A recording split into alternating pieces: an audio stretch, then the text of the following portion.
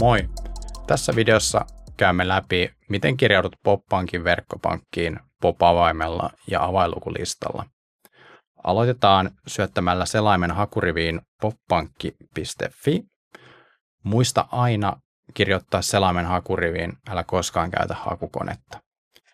PopPankin sivuilta painat kirjaudu oikeasta yläkulmasta ja sieltä verkkopankki. Valitaan asiointirooliksi henkilöasiakas. Otetaan POP-avain ja syötetään käyttäjätunnus. Otetaan puhelin käteen ja vahvistetaan tapahtuma. Voit vahvistaa POP-avaimella PIN-koodilla, sormenjäljellä tai Face ID:llä.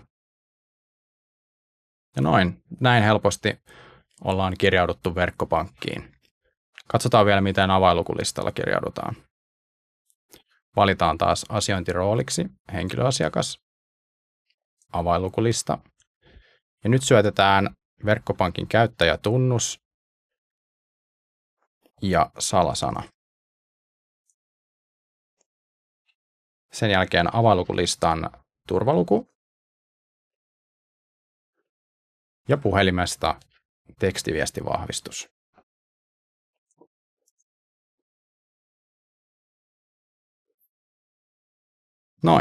Ja nyt olet verkkopankissa ja täältä pystyt kätevästi hoitamaan sähköisesti omia pankkiasioitasi.